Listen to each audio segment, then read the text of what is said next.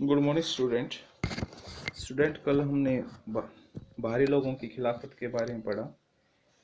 कुछ टॉपिक उसका रह गया था। आज हम उसके आगे पढ़ने जा रहे हैं, तो मैं आशा करता हूँ कि आप ध्यानपूर्वक सुनेंगे। देखिए, सबसे आखिरी बात यह है कि इन मामलों में हमें अपने संविधान निर्माताओं को दूरदृष्टि का पता चलता है। वे विभिन्नताओं को लेकर अत्यंत सजग थे। हमारे संविधान का प्रावधान इस बात के साक्ष्य हैं। भारत ने जो संघर्षीय प्रणाली अपनाई है वो बहुत लचीली है। अगर अधिकतर राज्यों के अधिकार समान हैं, तो जम्मू कश्मीर और पूर्वोत्तर के कुछ राज्यों के लिए विशेष प्रावधान भी किए गए हैं। संविधान की छठी अनुसूची में विभिन्न जनजातियों को अपने आचार व्यवहार और पारंपरिक नियमों को संरक्षित रखने की पूर्ण स्वायत्तता दी गई है। पूर्वोत्तर को कुछ जटिल राजनीतिक समस्याओं को सुलझाने में ये प्रावधान बड़े ही निर्णायक साबित हुए। भारत का संवैधानिक ढांचा ज़्यादा लचीला और सर्वसमावेशी है। जिस तरह की चुनौतियां भारत में पेश आती हैं, वैसे कुछ दूसरे देशों में भी आई, लेकिन भारत का संवैधानिक ढांचा अन्य देशों के मुकाबले भारत को विशिष्ट बनाता है, क्योंकि हमारे जो संवैधानिक ढांचा है वो बहुत अच्छा है। यहाँ हर वर्ग को, हर जाति को जो है बराबर का महत्व दिया जाता है। क्षेत्रीय आकांक्षाओं को यहाँ अलगाववाद की राह पर जाने का मौका नहीं मिला। भारत की राजनीति ने यह स्वीकार किया है कि क्षेत्रीय लोकतांत्रिक राजनीति का अभिन्न अंग है। अब देखिए, गोवा की मुक्ति कैसे जो लोगों ने जो आंदोलन किया गोवा को मुक्त करवाने के लिए, तो इसमें हम पढ़ने जा रहे हैं। देखिए, गोवा को मुक्त कराने में बहुत सारे जो नेताओं का योगदान रहा। तो कैसे गोवा को जो है अलग स्वतंत्रता मिली कि गोवा जो सबसे लास्ट में जो है अंग्रेजों से मुक्ति उनको मिली थी। हालांकि 1947 में भारत में अंग्रेजी साम्राज्य का खात्मा हो गया था, लेकिन पुर्तगाल ने गोवा, दमन और दीव से अपना शासन हटाने से इनकार कर दिया। ये क्षेत्र 16वीं सदी से ही औपनिवेशिक शासन में था। अपने लंबे शासनकाल में पुर्तगाल ने गोवा की जनता का दमन किया था।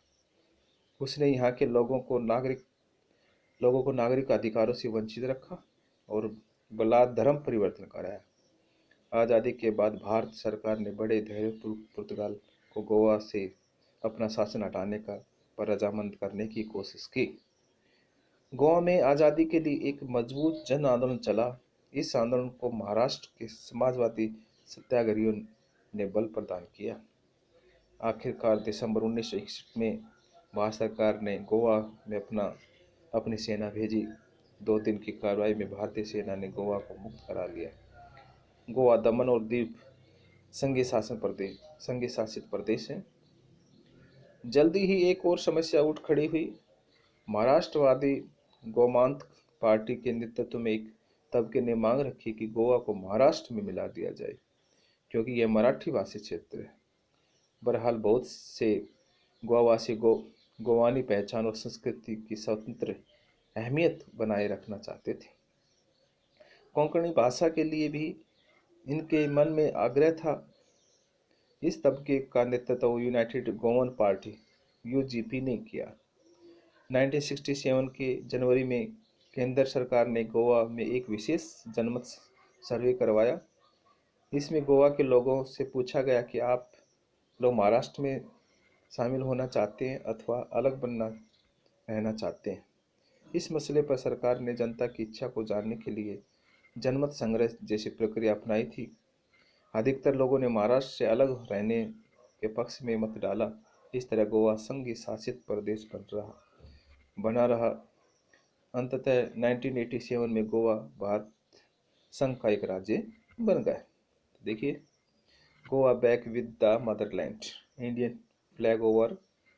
पंजिम जो है इसमें दिखाया गया कैसे लोग जो है इसमें शामिल हुए हैं। अब देखिए, आज हमने ये जो लेसन है क्षेत्रीय आकांक्षाएं, इसके बारे में पढ़ा कि कैसे कैसे भारत के लोगों ने संघर्ष किया अपने आज़ादी के लिए, कैसे उनकी मांगे जो थी उनको मनवाने के लिए आंदोलन किए। पंजाब जैसे राज्य में तो आतंकवाद भी खालिस्तान की मांग करते हुए पैदा हुआ। कैसे भिंडरवाला ने अपना योगदान इसमें दिया, लेकिन इंदिरा गांधी एक बहुत ही चतुर प्रधानमंत्री थी जिन्होंने इसको अपने सेना के माध्यम से इसको मुक्त कराया और भिंडरवाला का भी खात्मा किया। अब देखिए इसके एक एक क्वेश्चन जो अभ्यास के हैं वो अब पढ़ने जा रहे हैं। तो देखिए इसका फर्स्ट क्वेश्चन तो मिलान करना है। दूसरा क्वेश्चन है, पूर्वोत्तर में लोगों को क्षेत्रीय आकांक्षाओं की अभिव्यक्ति कई रूप में होती है। बाहरी लोगों के खिलाफ आंदोलन, ज़्यादा स्वायत्तता की मांग की आंदोलन और अलग देश बनाने की मांग करना ऐसी कुछ अभिव्यक्तियां हैं। पूर्वोत्तर के मानचित्र पर इन तीनों के लिए अलग अलग रंग भरिए और दिखाइए कि किस राज्य में कौन सी प्रवृत्ति ज़्यादा प्रबल है। थर्ड क्वेश्चन है, पंजाब समझौते की मुख्य प्रावधान क्या थे? क्या ये प्रावधान पंजाब और उसके पड़ोसी राज्यों के बीच तनाव बढ़ाने के कारण बन सकते हैं? तर्क सहित उत्तर दीजिए। फोर्थ है, आनंदपुर शाही प्रस्ताव के विवादास्पद होने के क्या कारण थे? आनंदपुर शाही प्रस्ताव का जो विवाद क्यों हुआ? फिफ्थ है, जम्मू कश्मीर की अंदरूनी विभिन्नताओं की व्याख्या कीजिए और बताइए कि इन विभिन्नताओं के कारण इस राज्य में किस तरह अनेक क्षेत्रीय आकांक्षाएं ने सर उठाया। नेक्स्ट क्वेश्चन है, कश्मीर की क्षेत्रीय स्वायत्तता के मसले पर विभिन्न पक्ष क्या हैं? इनमें कौन सा पक्ष आपको समुचित जान पड़ता है? अपने उत्तर के पक्ष में तर्क दीजिए। नेक्स्ट है, असम आंदोलन सांस्कृतिक अभिमान और आर्थिक पिछड़ेपन की मिलीजुली अभिव्यक्ति था, इसकी व्याख्या करिए। तो इस तरह से आपने ये लेसन जो है कंप्लीट करना है। कल इसके हम क्वेश्चन आंसर करेंगे। तो मैं आशा करता हूँ कि आप ध्यानपूर्वक इसको सुनेंगे। Thank you.